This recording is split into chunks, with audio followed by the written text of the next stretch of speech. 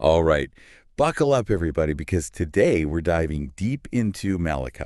Malachi. Yeah. And we're going to try to do it in under 10 minutes, which is going to The be, challenge. yeah, it's going to be a challenge for Yeah, sure. for sure. But it's going to be fun, right?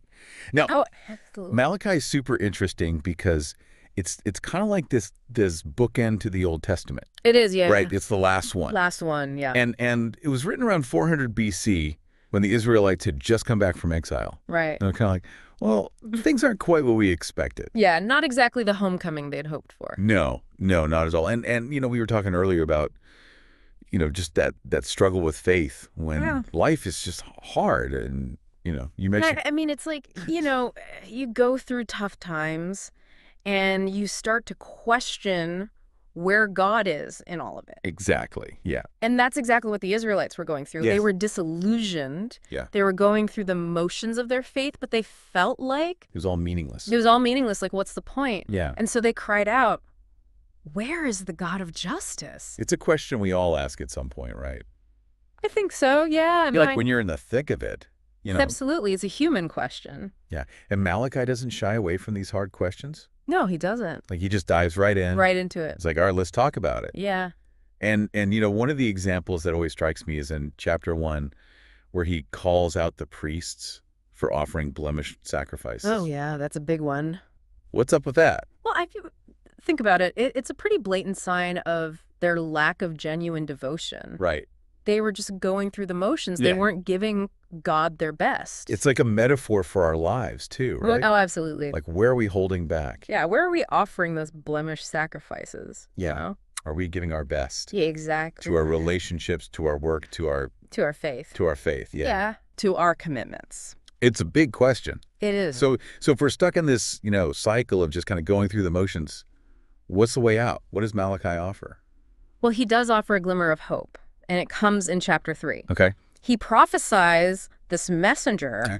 who will prepare the way and purify the people. So this isn't just any messenger. No, this is a big deal. Right.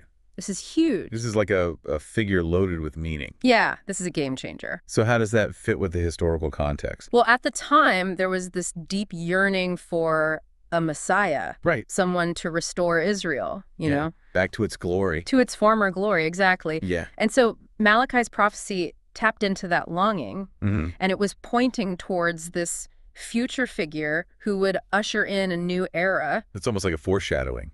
It is, yeah. Theologically, it's seen as foreshadowing John the Baptist, who prepared the way for Jesus. Right. So it's all connected. And all these threads woven together. It's Yeah, it's amazing. And speaking of commitment, Mm.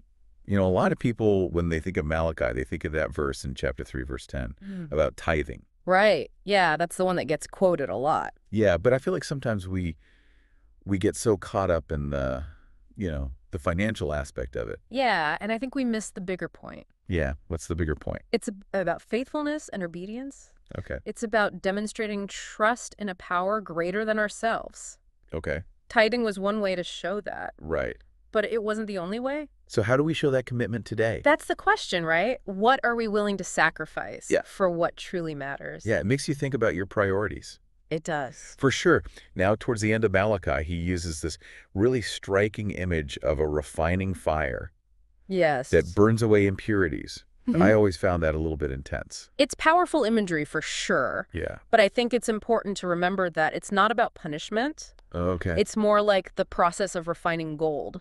The fire removes the impurities to reveal its true value. So it's about purification. Exactly. It's about a chance for a fresh start.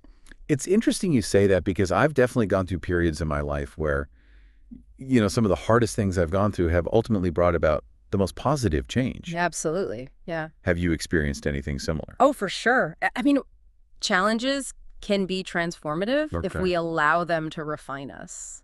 And that's kind of the ultimate message of hope in Malachi, right? It is, yeah. It's a reminder that even in times of doubt, Yeah. we can always return to the source, to the foundation of our beliefs. So to recap, Malachi takes us on this journey through questioning, Right. the promise of renewal and this call for, really genuine commitment. And it leaves us with a powerful question. Yeah. How do these themes resonate with your life and experiences? Yeah. What does it mean to have faith when you're facing hardships? It's definitely given me a lot to think about. Me too. And If this deep dive has sparked your curiosity at all, Yeah, I really encourage you to explore Malachi for yourself. it's worth a read. Yeah, maybe start with a passage that really resonated with you and see where it takes you. Absolutely. You might just find yourself going on your own deep dive into faith and spirituality. You never know. All right, until next time. Take care. See, Sar.